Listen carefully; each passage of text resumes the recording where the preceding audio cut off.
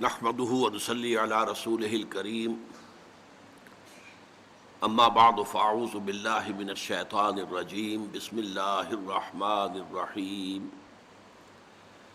الحمد لله رب العالمين الرحمن الرحيم مالك يوم الدين إياك نعبد وإياك نستعين اهدنا الصراط المستقيم صراط الذين أنعمت عليهم غير المغضوب عليهم ولا الضالين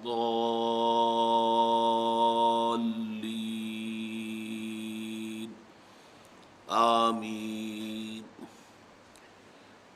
رب اشرح لي صدري ويسر لي أمري واحلل عقدة من لساني يفقهوا قولي اللهم ربنا ألهمنا رشدنا واعذنا من شرور أنفسنا اللهم أرنا الحق حقا وارزقنا اتباعه وأرنا الباطل باطلا وارزقنا اجتنابه آمین یا رب العالمین۔ سورہ فاتحہ پر گفتگو کے ضمن میں آج یہ ہماری 5ویں نشست ہے۔ یہ میں آپ سے عرض کر چکا ہوں کہ اس قرآن حکیم کی عظیم ترین سورت کی تفسیر بیان کرنا کوئی آسان کام نہیں ہے۔ مولانا ابوالکلام آزاد میں آپ کو بتا چکا ہوں کہ انہوں نے 250-300 صفحات بڑے سائز کے اور باریک رسم الخط میں اس سورہ مبارکہ کے بارے میں تحریر کی ہے۔ بہرحال ہمارے اصل میں اس مطالعہ قرآن حکیم کے منتخب نصاب کے ضمن میں جو باتیں ضروری تھیں وہ اس وقت آپ کے گوش گزار کی جا رہی ہیں۔ سورہ فاتحہ کے 3 حصے ہیں، آج وہ مزید مبرہن ہو جائیں گے 3 حصے۔ 2 حصوں کا ہم مطالعہ کر چکے ہیں۔ الحمدللہ رب العالمین، کل شکر، کل ثنا، کل تعریف اللہ کے لیے ہے جو تمام جہانوں کا آقا، مالک اور پروردگار ہے، رحمان ہے اور رحیم ہے، جزا و سزا کے دن کا مختار مطلق ہے۔ اے رب ہم تیری ہی بندگی کرتے ہیں اور کریں گے، اور تجھ ہی سے مدد چاہتے ہیں اور چاہیں گے۔ ان آیات پر گفتگو ہو چکی ہے، اب تیسرا اور آخری حصہ ہے، اور یہ اصل میں شرح ہے ایاک نستعین کی۔ ہم تجھ ہی سے مدد مانگتے ہیں اور مانگتے رہیں گے۔ وہ مدد کیا ہے؟ اہدنا الصراط المستقیم۔ وہ مدد جس کی ہم درخواست کر رہے ہیں وہ یہ ہے کہ ہمیں ہدایت بخش سیدھے راستے کی، صراط الذین انعمت علیہم، ان لوگوں کے راستے کی جن پر تیرا انعام نازل ہوا، غیر المغضوب علیہم، جن پر نہ تو تیرا غضب نازل ہوا ولا الضالین، اور نہ ہی وہ گمراہ ہوئے۔ یہاں نوٹ کر لیجئے گا، جیسے پہلا حصہ جو ہے سورہ فاتحہ کا 3 آیات پر مشتمل ہے، لیکن جملہ ایک ہی بنتا ہے، الحمدللہ رب العالمین الرحمن الرحیم مالک یوم الدین، ایک ہی جملہ ہے۔ اسی طرح یہ آخری حصہ بھی 3 آیات پر مشتمل ہے، لیکن یہ بھی ایک ہی جملہ ہے، اہدنا الصراط المستقیم۔ اب اس صراط مستقیم ہی کی مزید تشریح ہے جو آ رہی ہے۔ صراط الذین انعمت علیہم، یہ ایک مثبت تشریح ہے، غیر المغضوب علیہم ولا الضالین یہ اس کی منفی تشریح ہے۔ اب آج سب سے پہلے تو ہدایت کے بارے میں گفتگو کرنی ہوگی۔ اہدنا الصراط المستقیم، ہدایت در حقیقت صحیح سمت اور صحیح رخ پر زندگی گزارنے کا نام ہے۔ ظاہر بات ہے کہ سمت کا تعین ہوتا ہے نظری بنیاد پر، فکری بنیاد پر، عقلی بنیاد پر، غور و فکر کی بنیاد پر، جانا کدھر ہے۔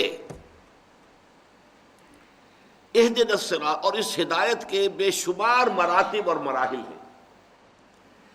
یہ کوئی ایسی بسیط شے نہیں ہے بس دے دی تو ایک دفعہ دے دی، ساری کی ساری دے دی۔ یہ درجہ بدرجہ حاصل ہوتی ہے، لہجہ بلہجہ ملتی ہے۔ لمحہ بلمحہ ملتی ہے، ہر قدم کے بعد اگلے قدم پر ہدایت کی ضرورت ہے، اس کے بعد اس سے اگلے قدم پر پھر ہدایت کی ضرورت ہے۔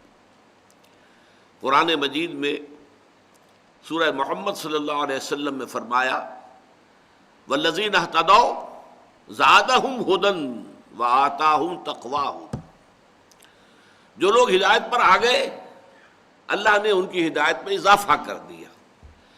اس ہدایت میں مسلسل اضافہ ہوتا چلا جاتا ہے، فکری اور نظری اعتبار سے بھی اور عملی اعتبار سے بھی۔ چنانچہ ہدایت یہ بھی ہے جیسے کہ آپ سے کوئی شخص اگر کوئی اجنبی آپ کی آبادی میں آیا ہے، کوئی پتہ پوچھ رہا ہے، ایک تو یہ کہ آپ نے اسے بتا دیا فلاں جگہ پر ہے یہ مقام، جو ہے جو مکان تم تلاش کر رہے ہو یا جو جگہ یا دفتر، اور آپ نے خوب اس کا نقشہ بھی کھینچ دیا، بتا دیا ادھر سے ادھر، ادھر سے ادھر جانا ہے، پھر فلاں گلی میں مڑنا ہے، فلاں سڑک پر جانا ہے۔ یہ بھی ہدایت کا ایک مرحلہ ہے، اس کو بھی ہدایت کہیں گے، یہ بھی ایک رہنمائی ہے۔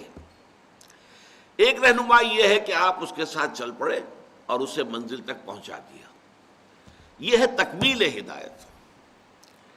اسی لیے جب اہل جنت جنت میں داخل ہوں گے تو ان کے زبانوں پر جو ترانہ جاری ہوگا الحمدللہ الذی ہدانا لہذا وما کنا لنہتدی لولا ان ہدانا اللہ، کل شکر کل ثنا اس اللہ کے لیے ہے جس نے ہمیں یہاں تک پہنچا دیا، اس جنت تک پہنچا دیا۔ ہدایت کا وہ تکمیلی مرحلہ ہدانا لہذا، یہاں تک ہمیں پہنچا دیا، وما کنا لنہتدی لولا ان ہدانا اللہ، اور ہم ہرگز نہ ہوتے ہدایت پانے والے اگر اللہ ہی نے ہمیں ہدایت نہ دی ہوتی۔ اب میں ذرا چاہتا ہوں کہ چونکہ ہم یہ بحثیں کچھ کر چکے ہیں اس سے پہلے، پھر ذہن میں تازہ کر دیجئے۔ ہدایت کے ویسے تو کوانٹیٹیٹیولی تو درجات بے شمار ہوں گے، ہر لحظہ ہے مومن کی نئی شان نئی آن۔ وہ تو انسان جو ہے جیسے اللہ تعالیٰ کی شان ہے کل یوم ھو فی شأن، اسی طریقے سے اس کا ایک عکس پرتو جو ہے بندہ مومن کی زندگی پر بھی ہے، ہر لحظہ ہے مومن کی نئی شان نئی آن۔ لیکن یہ کہ دو ہم اس کو درجوں میں یا قسموں میں تقسیم کر سکتے ہیں ہدایت کو۔ ایک ہے ہدایت نظری، فکری، علمی، اس کے بارے میں ہم یہ دیکھ چکے ہیں کہ یہ فطرت انسانی میں ودیعت شدہ ہے۔ اللہ کا علم، اللہ کی محبت، دونوں چیزیں روح انسانی میں موجود ہیں، اور جو روح کے تقاضے انہی کو ہم فطرت سے تعبیر کرتے ہیں۔ فطرت اللہ التی فطر الناس علیہا، یہ فطرت اللہ ہے جس پر کہ اللہ نے انسانوں کو پیدا کیا ہے۔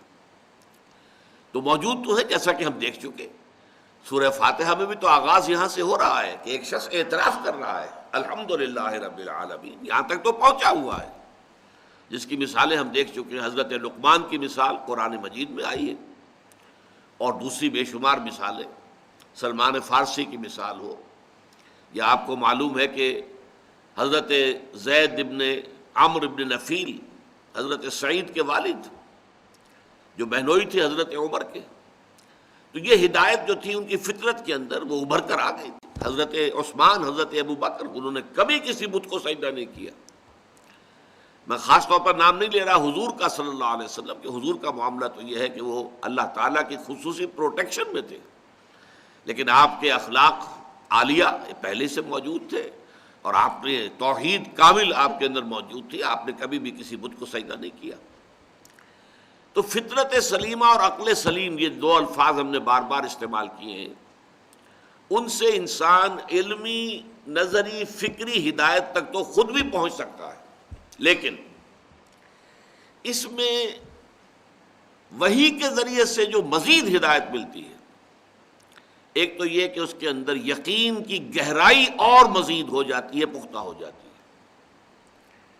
یعنی یہ کہ انسان سوچتا ہے ہاں ایسا ہوگا، ہونا چاہیے، یہ بات تو یوں ہی ٹھیک بیٹھتی ہے، لیکن ایک ہے، ہوگا سے ہے تک ز عشق تاب صبوری ہزار فرسنگست، 1000 میل کا فاصلہ ہے۔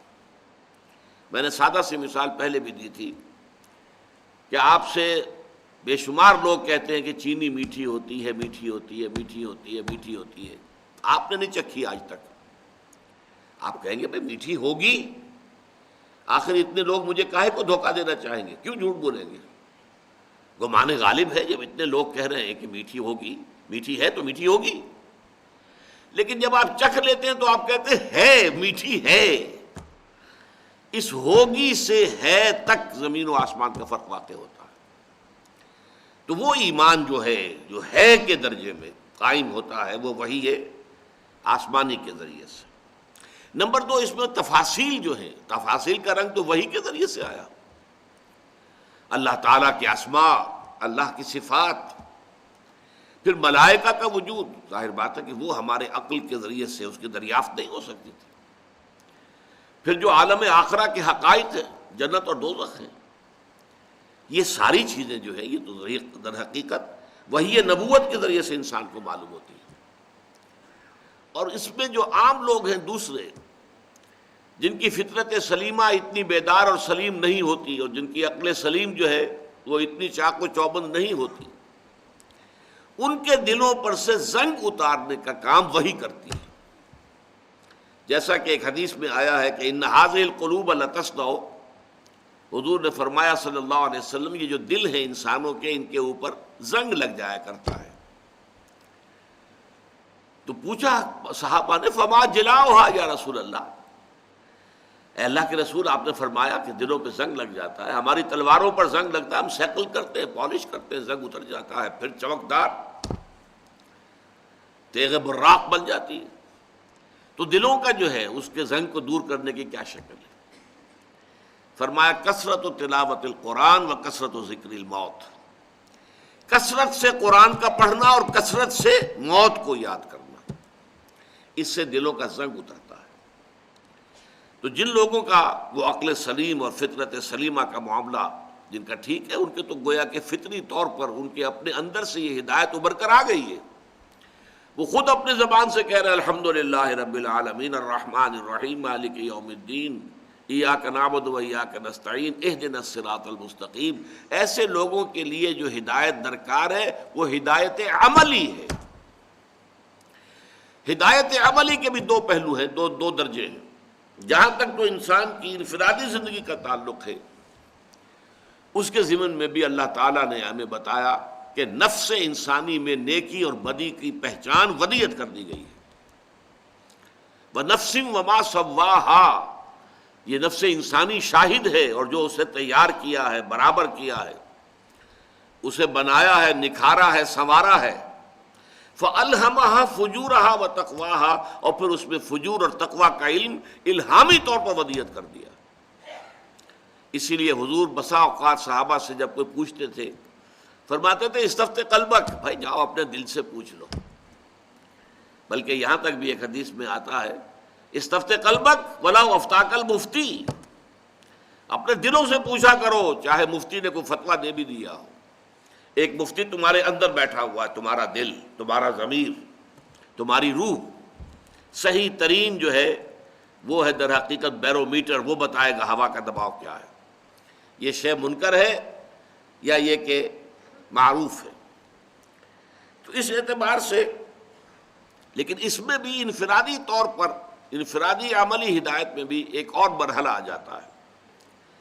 بسا اوقات نیکی کا جذبہ بھی، جیسا کہ ہم آیت البر کے ضمن میں پڑھ چکے ہیں، نیکی کا جذبہ بھی ایک جذبہ ہے، اور جذبہ جب منہ زور ہو جائے تو وہ اپنی حد سے تجاوز کر جاتا ہے۔ نیکی کا جذبہ ہے جس نے تجاوز کیا حد اعتدال سے اور رہبانیت ایجاد کر لی، شادی نہیں کریں گے، گھر گرہستی سے کوئی تعلق نہیں، دنیا سے تعلق منقطع، جائیں گے غاروں میں رہیں گے، تپسیائیں کریں گے، تو یہ فطرت کا راستہ نہیں ہے۔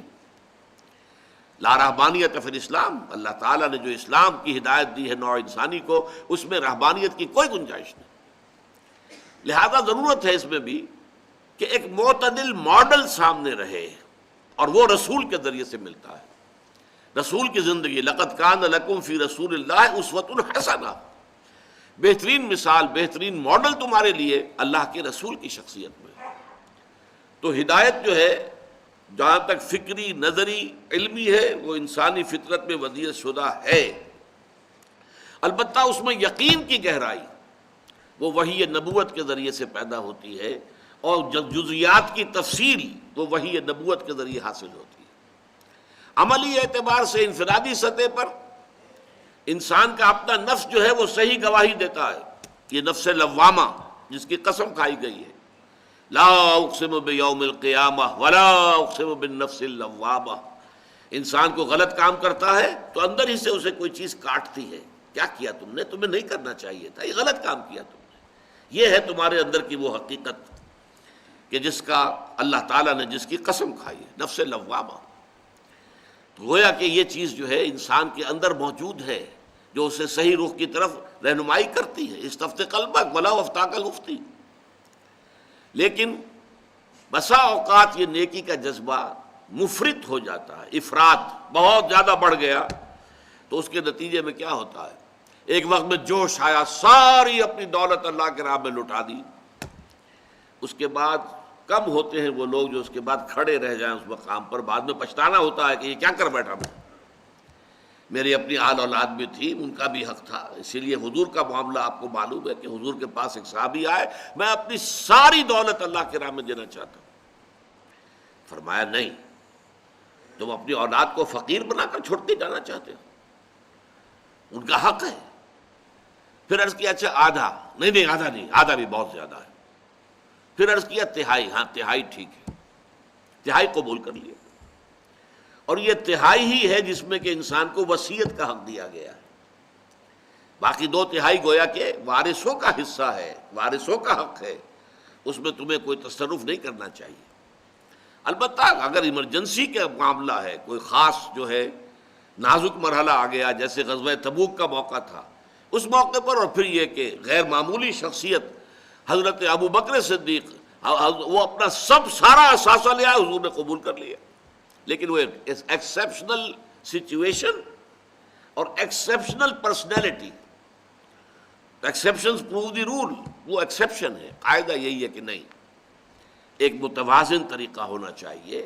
ان لنفسک علیک حقا وان لزوجک علیک حقا وان لزورک علیک حقا، تم پر تمہارے نفس کا بھی حق ہے، تم پر تمہاری بیوی کا بھی حق ہے، تم پر تمہارے جو ملاقاتی ہیں، وزٹرز ہیں، ان کا بھی حق ہے۔ البتہ جو سب سے بڑا معاملہ ہے کہ جو ہدایت جہاں انسان کو بہت زیادہ ضروری ہے، بہت زیادہ اس کا محتاج ہے، وہ اجتماعیات انسانیہ ہیں۔ اجتماعی مسائل ایسے ہیں کہ ان کے اندر واقعہ یہ ہے کہ اس قدر پیچیدگیاں ہوتی ہیں، اور اتنے جو ہے یوں سمجھئے کہ اس میں پٹ فالز ہیں، قدم قدم پر دو راہا ہے، تراہا ہے، چوراہا ہے، اور انسان جو ہے بیولڈرڈ کھڑا رہ جاتا ہے، متحیر، کدھر جاؤں، ادھر جاؤں، ادھر جاؤں، ادھر جاؤں۔ وہاں آ کر در حقیقت اصل ہدایت کی ضرورت پڑتی ہے۔ میں بیان کر چکا ہوں آپ سے اس سے پہلے، انسانی تمدن میں سب سے بنیادی مسئلہ عورت اور مرد کے درمیان کیا مساوات ہو، حقوق و فرائض کی کیا تقسیم ہو، جو معتدل ہو، منصفانہ ہو، لیکن یہ کہ نظم جو ہے، گھر کا نظم، فیملی سسٹم، اس کو بھی مضبوط رکھے۔ اسی طرح معاشرہ یا ریاست اور شہری یا عام فرد، ان کے درمیان کیا توازن ہو، ریاست ٹوٹلیٹیرین نہ بن جائے، جابر نہ ہو جائے، جیسے کہ رشیا میں تھی کمیونزم میں، کہ کوئی کسی کو بولنے کا حق حاصل نہیں ہے، نہ جماعت سازی کا حق حاصل ہے، کچھ نہیں، بس کام کرو اور اپنی ویجز لو، روٹی کھاؤ، اللہ اللہ خیر صلی اللہ، حیوانوں کی سطح پر زندگی گزارو۔ یا پھر دوسری انتہا یہ ہوتی ہے مادر پدر آزاد، ہم بالکل ننگے چلنا چاہتے ہیں سڑک کے اوپر، آپ کون ہیں ہمیں روکنے والے، ہماری آزادی، ہمارا حق ہے۔ ہم جو ہے ہومو سیکشولز ہیں، بڑے فخر سے کہتے ہیں، اب تو یہ چیز کسی درجے میں بھی شرم کی بات ہی نہیں رہی ہے، مغرب کے اندر ہومو سیکشول صاف اعلان کرتے ہیں، پریس تک کے لیے، پادریوں کے لیے، ان کے لیے اجازت ہے، ہومو سیکشول جو ہیں وہ پادری ہو سکتے ہیں وہاں پر، یہ سرے سے کوئی عیب ہے ہی نہیں، ہم جنس پرستی، شادیاں ہو رہی، تو یہ مادر پدر آزادی ہے، اور یہ ٹوٹلیٹیرین نظام ہو جاتا۔ اسی طرح سرمایہ اور مزدور، ظاہر بات ہے کہ مزدور تو اپنی مصلحتیں دیکھتا ہے، سرمایہ دار جو ہے وہ اپنی مصلحت دیکھتا ہے، ان درمیان توازن کیا ہو۔ کوئی آج تک نہیں بتا سکا کہ ایک کارخانہ ہے، کارخانے میں 10 کروڑ روپیہ لگا ہوا ہے، یہ انویسٹمنٹ ہے، 10,000 آدمی کام کر رہا ہے۔ اب جو کچھ بھی وہاں کا پروڈیوس ہے، جو پروڈکٹ ہے، جو پیدا ہو رہا ہے، پیداوار ہے، ان دونوں چیزوں کا حصہ ہے، سرمایہ کا بھی حصہ ہے۔ سرمایہ نہ ہوتا، مشینیں نہ آتی، یہ کارخانہ نہ لگتا تو کیسے مزدور کام کرتے؟ اور مزدوروں کا بھی حصہ ہے، وہ مزدور کھڑے ہو کر وہاں کام نہ کریں مشینوں کے اوپر تو مشینیں کیا دے دیں گی آپ کو؟ کچھ بھی نہیں۔ لیکن جو پروفٹ ہے اس میں کتنا حصہ مزدوروں کو جانا چاہیے، کتنا حصہ سرمایہ کو، کون طے کرے گا اس کو؟ سرمایہ دار یہ چاہے گا کہ کم سے کم مزدوروں کے پاس جائے اور زیادہ سے زیادہ میرے پاس آئے، مزدور یہ چاہے گا زیادہ سے زیادہ ہمیں ملے، کارخانے دار کو تو کچھ بھی نہ ملے تب بھی کوئی بات نہیں، اس کے پاس تو پہلے ہی بہت کچھ ہے۔ اسی کے طریقے کوہکن میں بھی وہی ہیلے ہیں پرویزی، جو بادشاہ جو ہے جو ہیلے کرتا ہے وہی مزدور بھی کرتا ہے، مزدور جو ہے ایسا نہیں ہے کہ وہ بالکل فرشتہ ہے۔ اس حوالے سے یہ در حقیقت ہدایت خداوندی کا اصل میدان ہے۔ اور اب یہ بات نوٹ کیجئے، یہ ہدایت ہے جو محمد الرسول اللہ پر تکمیل کو پہنچی ہے، نظام زندگی کی اصلاح، دین الحق، الیوم اکملت لکم دینکم واتممت علیکم نعمتی ورضیت لکم الاسلام دینا۔ آج کے دن میں نے تمہارے لیے دین کو کامل کر دیا، مکمل نظام زندگی، complete politico socio economic system دیا ہے محمد الرسول اللہ صلی اللہ علیہ وسلم نے، بلکہ کہنا چاہیے اللہ نے دیا ہے محمد الرسول اللہ صلی اللہ علیہ وسلم کے ذریعے۔ محمد کی کنٹریبیوشن یہ ہے کہ انہوں نے اپنی محنت سے، جد و جہد سے، مسلسل سعی سے اس کا ایک ماڈل قائم کر کے دنیا کو دکھا دیا۔ ماننے پر مجبور ہے، گھٹنے ٹیک کر ماننے پر مجبور ہے کہ ویسا نظام، اس کے آس پاس کا نظام بھی تاریخ انسانی میں کبھی دنیا میں قائم نہیں ہوا۔ کسی سے پوچھ لیجئے، ایم این رائے سے پوچھ لیجئے، ایچ جی ویلس سے پوچھ لیجئے، ڈاکٹر مائیکل ہارٹ سے پوچھ لیجئے، جس سے چاہے پوچھ لیجئے۔ یہ ہے اصل میں کہ جو ہدایت کی تکمیل ہوئی ہے محمد الرسول اللہ صلی اللہ علیہ وسلم۔ دوسری بات یہ نوٹ کیجئے کہ یہاں صراط کا لفظ آیا، اہدنا الصراط المستقیم۔ صراط راستے کو کہتے ہیں، چلنا۔ اسی لیے میں نے آپ سے عرض کیا کہ در حقیقت یہاں جو ہدایت جو مانگی جا رہی ہے، جو طلب کی جا رہی ہے، جس کی دعا کی جا رہی ہے، جس کی استدعا کی جا رہی ہے، وہ ہدایت عملی ہے۔ چلتے ہوئے انسان کو آگے دو راہ آ گیا، اب کدھر جاؤں کدھر نہ جاؤں، کون بتائے؟ ذرا سا ٹیڑھ ہو گیا تو اب آپ کو معلوم ہے کہ ذرا سا آپ نے اینگل جو ہے غلط جو لے لیا، اب جتنا آگے بڑھیں گے وہ صراط مستقیم سے دور تک ہوتے چلے جائیں گے، جتنا آگے بڑھیں گے۔ اینگل زاویہ جہاں شروع ہوتا ہے تو وہاں تو گویا کہ ملے ہوئے دونوں نقطے، لیکن پھر جیسے جیسے آگے جائیں گے آپ کو پھیلتا جائے گا فاصلہ۔ یک لحظہ غافل گشتم و 100 سالہ راہم دور شد، فاصلہ جو ہے بڑھتا چلا جائے۔ اہدنا الصراط المستقیم، قرآن مجید میں صراط کی 45 مرتبہ یہ لفظ آیا ہے، جس میں سے 32 مرتبہ اس کی صفت آئی ہے المستقیم، سیدھا سیدھا راستہ۔ لیکن اور بھی اس کے لیے صراطا سویہ، درمیانی راستہ، جیسے خط استوا ہے ہمارا جو گلوب کو بالکل برابر دو حصوں میں تقسیم کر دیتا ہے، ایسے ہی صراطا سویہ، ایک بالکل درمیان کے درجے کا راستہ۔ یہ دونوں ایکسٹریمز ہیں، افراط اور تفریط۔ ادھر جائیں گے تو بھی غلط ہے، ادھر جائیں گے تو بھی غلط، سیدھا راستہ تیر کی طرح۔ کہیں سوا صراط بھی کہا گیا ہے۔ پھر ایک اور لفظ قرآن مجید میں آتا ہے سبیل، قصد السبیل، وعلی اللہ قصد السبیل ومنہا جائر، سیدھا درمیانی راستہ تو اللہ تک پہنچا دیتا ہے، باقی ادھر ادھر پگڈنڈیاں بھی ہیں۔ سوا السبیل کا لفظ بھی آیا ہے، درمیانی راستہ۔ السبیل، السبیل الف لام کے ساتھ، دی پاتھ، دی وے، پھر سبیل اللہ، اللہ کا راستہ۔ اور یہ تو قرآن مجید کی بہت بڑی اصطلاح ہے، جاہدوا فی سبیل اللہ، سبیل الرشاد، کامیابی کا راستہ۔ تو اہدنا الصراط المستقیم، اے رب ہمیں ہدایت بخش، ہمیں دکھا، ہمیں سمجھا، ہمیں چلا اور ہمیں پہنچا دے منزل مقصود تک۔ یہ ہدایت کے اندر یہ ساری چیزیں شامل ہیں۔ اور یہ ہدایت ہمیں ہر لحظہ درکار ہے، ہر آن درکار ہے۔ یہ ایسا نہیں ہے کہ بس ایک وقت میں دے دی گئی اور مکمل ہو گئی۔ اب اس صراط المستقیم کی جو ہے تشریح آ رہی ہے، صراط الذین انعمت علیہم۔ اب یہ بدل ہے اسی کا، یہ علیحدہ جملہ نہیں ہے، میں نے عرض کیا یہ تینوں آیتیں مل کر ایک جملہ بنتی ہیں۔ راستہ ان کا جن پر تیرا انعام ہوا۔ اب یہاں تو اس چیز کو مجملاً بیان کیا گیا، سورہ فاتحہ ہے، چھوٹی سی سورت ہے، اس میں تفصیل تو ممکن نہیں ہے، لیکن سورہ نساء میں اس کو کھول دیا گیا۔ منعم علیہم کون ہے؟ انعام، نعمتیں اللہ کی کن پر ہوئی؟ فرمایا وَمَن يُطِعِ اللَّهَ وَالرَّسُولَ فَأُولَٰئِكَ مَعَ الَّذِينَ أَنْعَمَ اللَّهُ عَلَيْهِمْ مِنَ النَّبِيِّينَ وَالصِّدِّيقِينَ وَالشُّهَدَاءِ وَالصَّالِحِينَ۔ یہ چار طبقات ہیں منعم علیہم کے، جن پر اللہ کا انعام ہوا۔ سب سے اونچا طبقہ انبیاء کرام، اللہ تعالیٰ کا بڑا انعام ہوا ہے ان پر، بڑا احسان ہوا ہے، جیسے کہ حضور کے بارے میں فرمایا ان فضلہ کان علیک کبیرا، اے محمد آپ پر تو اللہ کا فضل بہت بڑا ہوا ہے۔ پھر ایک ہے صدیقین، یہ کون ہوتے ہیں؟ وہی سلیم الفطرت سلیم العقل لوگ جو خود بھی قریب قریب پہنچے ہوئے ہیں، لیکن جب نبی کہتا ایسا ہے جیسے تمہاری فطرت کہہ رہی ہے، جدھر تمہاری عقل اشارے کر رہے، یہی حقیقت ہے، اور وہ فوراً ایمان لاتے، انہیں دیر نہیں لگتی۔ جیسے ابو بکر صدیق، صدیق اکبر ہیں ابو بکر رضی اللہ تعالی عنہ، الصدیقۃ الکبریٰ ہیں حضرت خدیجۃ الکبریٰ رضی اللہ تعالی عنہ۔ یہ وہ ہستیاں ہیں جنہیں ایمان لانے میں، حضور کی تصدیق کرنے میں ایک لحظہ نہیں لگا۔ حضور فرماتے ہیں میں نے جس شخص کے سامنے بھی ایمان کی دعوت رکھی اس نے کچھ نہ کچھ تردد ضرور کیا، سوچا، توقف کیا، سوائے ابو بکر کے کہ جیسے ہی میں نے کہا فوراً تصدیق کر دی۔ کیوں؟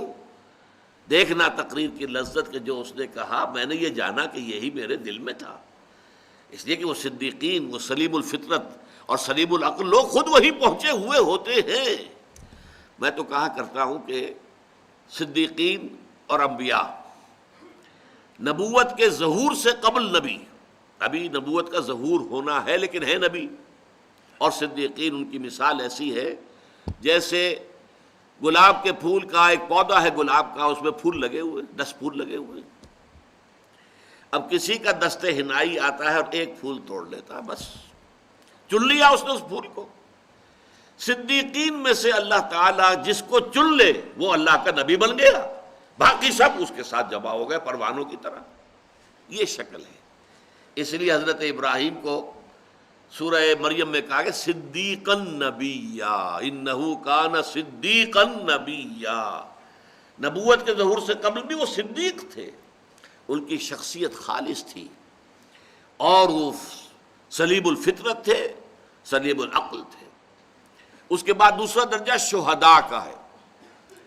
شہداء انہیں کہتے ہیں، جدید اصطلاح میں آپ سمجھیے صدیقین جو ہے وہ انٹروورٹ لوگ ہوتے ہیں، غور و فکر کرتے رہتے ہیں، سوچتے رہتے ہیں، غور و فکر کر کے وہاں تک پہنچ چکے ہوتے ہیں، آس پاس پہنچے ہوتے ہیں، یہاں تک کہ اللہ نے کسی ایک کو چن لیا، اس نے ندا لگائی آمنو باللہ ہے اور وہ ایمان لے آئے، لاؤ ایمان مجھ پر اور اللہ پر، وہ ایمان لے آئے۔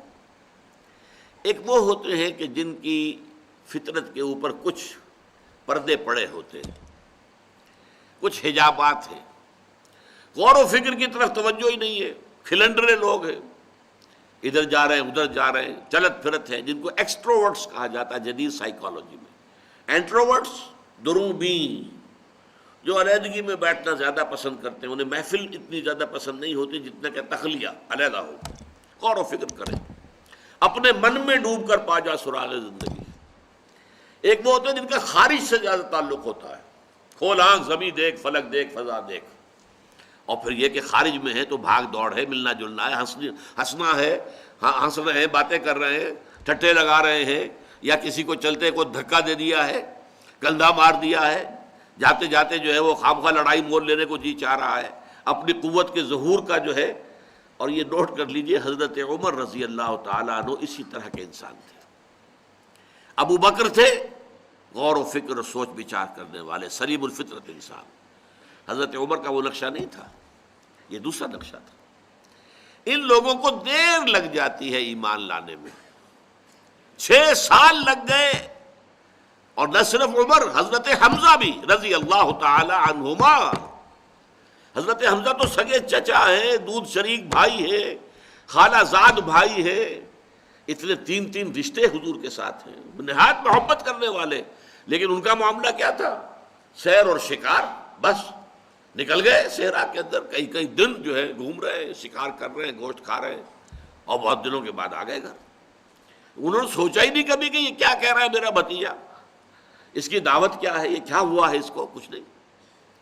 یہ لوگ جو ہوتے ہیں، ان کے اوپر جو غلاف ہوتا ہے، جو ان کی اپنی شخصیت اور اپنی فطرت سلیمہ کے گرد جو غلاف آ گیا ہے، وہ پنکچر ہوتا ہے کسی جذباتی اپیل سے، عقلی اپیل سے نہیں، جذباتی اپیل سے۔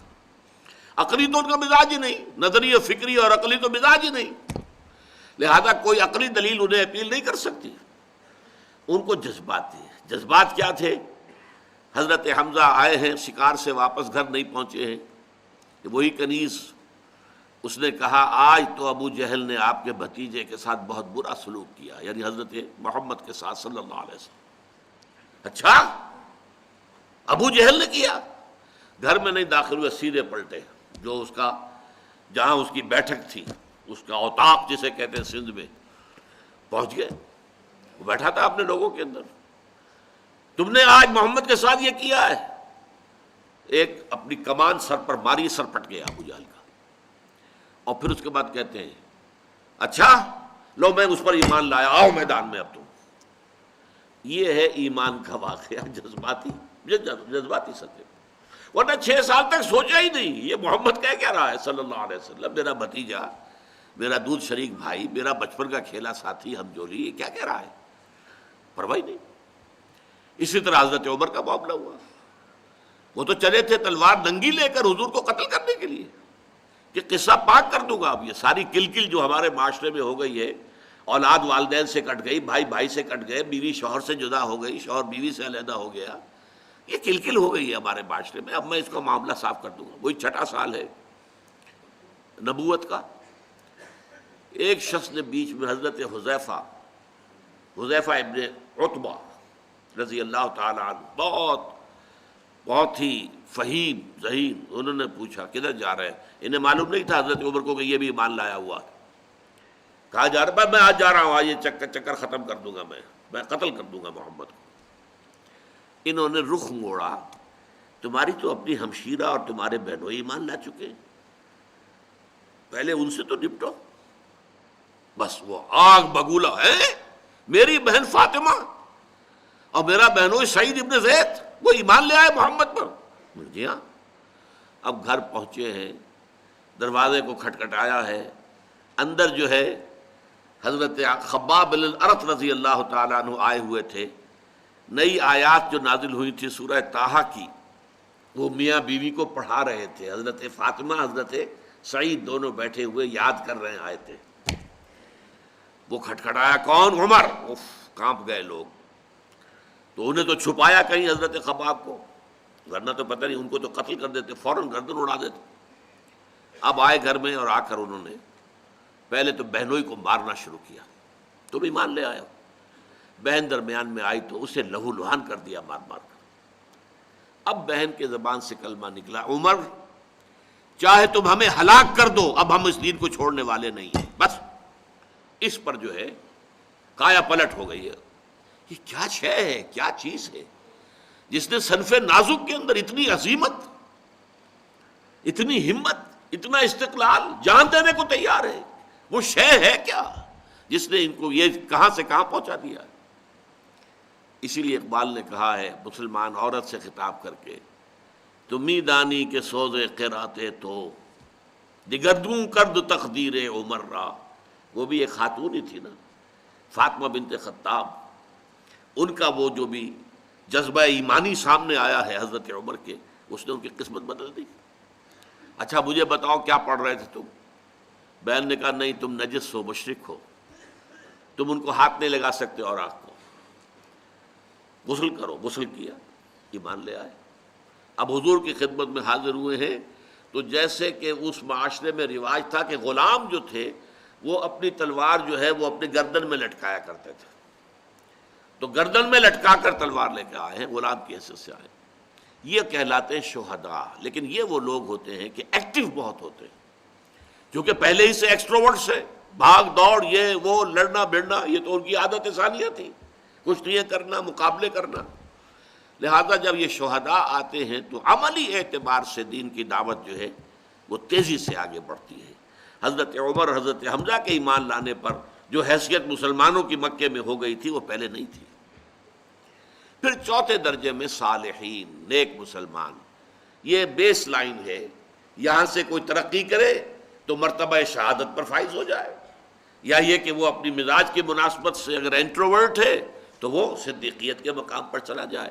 نبوت کا مقام بند ہے، یہ تو اب انسان کے لیے یہ مقام پہلے بھی وہبی تھا، اکتسابی نہیں تھا، اپنی محنت سے، مشقت سے، ریاضت سے، تپسیا سے، عبادت سے نبوت حاصل نہیں کی جا سکتی تھی۔ ولایت کا مقام حاصل ہو سکتا ہے، عبدیت کاملہ کا مقام حاصل ہو سکتا ہے، لیکن نبوت نہیں، پہلے بھی وہبی تھی اور اب وہ بند ہے۔ لیکن بقیہ جو ہے یہ دو درمیانی مراحل، عام جو بھی صالحین مومنین ہیں، نیک سرشت لوگ، وہ محنت کریں اٹھ سکتے ہیں، یہ مقامات بلند کھلے ہیں۔ تو یہ ہے آیت صراط الذین انعمت علیہم، راستہ ان کا جن پر تیرا انعام ہوا، اور میں نے اس کی وضاحت کر دی، یہ کون ہے؟ من النبیین والصدیقین والشہداء والصالحین وحسن اولئک رفیقا، جسے بھی آخرت میں میدان حشر میں ان کی معیت حاصل ہو گئی، ان کے ساتھ اٹھنا نصیب ہو گیا، ظاہر بات ہے کہ اس سے بڑا خوش قسمت اور کون ہوگا۔ آخری آیت ہے غیر المغضوب علیہم ولا الضالین، اس میں غیر جو ہے زیر ہے اس پر، غیر المغضوب، اس لیے یہ الذین کا بدل ہے، صراط الذین انعمت علیہم، راستہ ان کا جن پر کہ تیرا انعام ہوا۔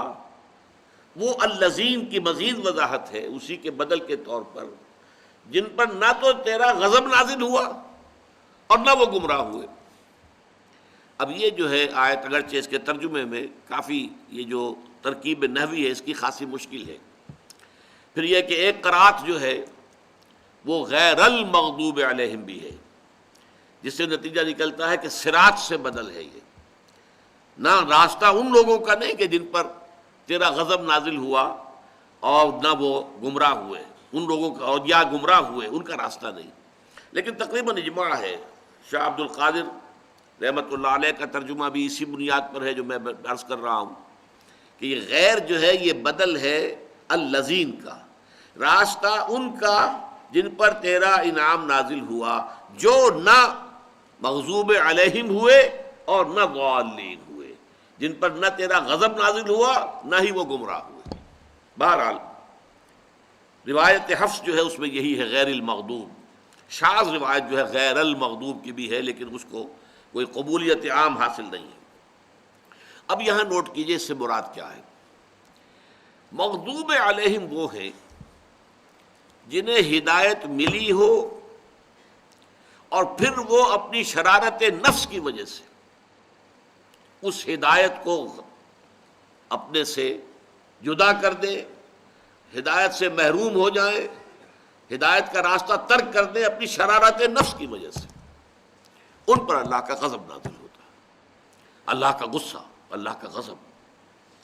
اور ضالین وہ ہیں جو یا تو ابھی ہدایت کے طالب ہیں، متلاشی ہیں، ہدایت ملی نہیں ہے ابھی، اور یا یہ ہے کہ وہ کسی شرارت نفس کی وجہ سے نہیں، کسی مغالطے کی وجہ سے یا کسی اچھے جذبے میں افراط پیدا ہونے کی وجہ سے گمراہ ہو گئے۔ ان دونوں کو فرق کو سمجھ لیجئے۔ ایک وہ ہے جنہیں ہدایت ملی، اب اس کی سب سے بڑی مثال یہی وجہ ہے کہ ہمارے ہاں تمام تفاسیر میں آپ کو ملے گا کہ مغضوب علیہم سے مراد یہود، ضالین سے مراد نصارہ، عیسائی۔ مغضوب علیہم یہود، جن کے پاس کتاب تھی، تورات تھی، ہدایت ملی، اللہ تعالیٰ نے انہیں چنا، بہت اونچا مقام دیا. یا بنی اسرائیل اذکروا نعمتی التی انعمت علیکم وانی فضلتکم علی العالمین. سورہ بقرہ میں 2 مرتبہ یہ آیت آئی ہے. چھٹے رکوع کی پہلی آیت بھی یہی ہے اور 15ویں رکوع کی پہلی آیت بھی بعین ہی یہی ہے. لیکن انہوں نے اپنی شرارت نفس کی وجہ سے، اپنے دل کی گمراہی کی وجہ سے، اپنی خواہشات و شہوات کی پیروی کرنے کی وجہ سے کتاب کو اپنی پیٹھوں کے پیچھے پھینکنے کے باعث نبذ فریق من الذین اوتوا الکتاب کتاب اللہ وراء ظہورہم، اپنی پیٹھوں کے پیچھے پھینک دی اللہ کی کتاب. لہذا ان پر اللہ کا غضب نازل ہوا، اللہ تعالیٰ ناراض ہوئے، اللہ کی سزائیں ان پر نازل ہوئی. ویسے تھوڑی دیر کے لیے توقف کر کے ذرا سوچ لیجئے، آج ہم مسلمان بحیثیت امت اسی مقام پر ہیں. ہمارے پاس قرآن ہے، شریعت محمدی ہے، اسوہ محمدی ہے، لیکن پوری دنیا میں کہیں کسی ملک میں مکمل اسلامی نظام ہم نے قائم نہیں کیا. کہاں ہے؟ اس ملک میں نہیں ہوا جو اسلام کے نام پر بنا، جس میں لاکھوں نے جانیں دی ہیں، قربان ہوئے ہیں، ہزارہا عصمتیں لوٹی ہیں، عورتیں اغوا ہوئی ہیں. 1947 کے ہولناک حالات، نوجوانوں کو کیا معلوم کیسی خونی تقسیم تھی یہ ہندوستان کی. اس خونی تقسیم کا مقصد کیا تھا؟ ہمیں ایک آزاد ملک مل جائے جس میں کہ ہم اللہ کے دین کا بول بالا کریں، اللہ کی کہ رسول کا دیا ہوا دین حق اسے غالب کر دیں، قائم کر دیں، نافذ کر دیں. پوری دنیا کے لیے روشنی کا ایک مینار بنا دیں، جیسے سمندروں میں روشنی کے مینار ہوتے ہیں کہ جس سے پتہ چل جاتا ہے جہازوں کو کہ ادھر خطرہ ہے، یہاں چٹانیں ہیں، بچ کر نکلو. لیکن کہاں اسلام؟ آج مغضوب علیہم، میری ایک کتاب ہے سابقہ اور موجودہ مسلمان امتوں کا ماضی، حال اور مستقبل. سابقہ امت مسلمہ یہود، وہ امت ہے حضرت موسیٰ کی، انہیں دی گئی تورات، انہیں دی گئی شریعت موسوی، اور پھر ذمہ دار بنائے گئے. مثل الذین حملوا التوراۃ ثم لم يحملوها كمثل الحمار يحمل اسفارا. مثال ان کی جنہیں حامل تورات بنایا گیا پھر انہوں نے اس کی ذمہ داریوں کو پورا نہ کیا. اس گدھے کی سی ہے جس پر کتابوں کا بوجھ لاد دیا گیا. اس قدر ثقیل تمثیل اور تشبیہ جو ہے قرآن مجید دے رہا ہے ان کے لیے جنہیں اللہ نے اپنی کتاب دی ہو لیکن پھر وہ اس کتاب کا حق نہ ادا کرے، اس کتاب کی ذمہ داری پوری نہ کرے. تو یہ ہے اصل میں مغضوب علیہم. اس کتاب میں قرآن کا قانون عذاب کیا ہے میں نے تفصیل سے بحث کی ہے. اور آج ہم ضربت علیہم الذلۃ والمسکنۃ وباؤوا بغضب من اللہ، ذلت اور مسکنت آج مسلمانوں پر طاری ہے، یہودیوں پر کہاں ہے؟ شیرون جو کچھ کر رہا ہے، جس دھڑلے کے ساتھ کر رہا ہے، ڈنکے کی چوٹ کر رہا ہے، جو کچھ کر رہا ہے پوری دنیا دیکھ رہی ہے. وہ اٹھا کر یوں پھینکتا ہے، یونائٹڈ نیشن کی قرارداد اٹھا کر پھینک دی، کوئی پرواہ نہیں. نہ اسے امریکہ کی کسی اپیل کی پرواہ ہے، کوئی پرواہ نہیں. اسے معلوم ہے امریکہ تو میری مٹھی میں ہے، وہ تو دنیا کو دھوکہ دینے کے لیے وہ بات کہہ دیتا ہے، باقی تو ہے میری مٹھی کے اندر. مسلمان ہیں، پٹتے ہیں تو رحمتیں ہیں تیری اغیار کے کاشانوں پر، اور برف گرتی ہے تو بیچارے مسلمانوں پر. تو مغضوب علیہم کی مثال قدیم میں یہود، اور آج بدقسمتی سے ہم مسلمان اس کی مثال ہیں. وَلَضَّالِّينَ کے بارے میں انشاءاللہ اگلی نشست میں عرض ہوگا. اقول قولی ھذا واستغفر اللہ لی ولکم ولسائر المسلمین والمسلمات.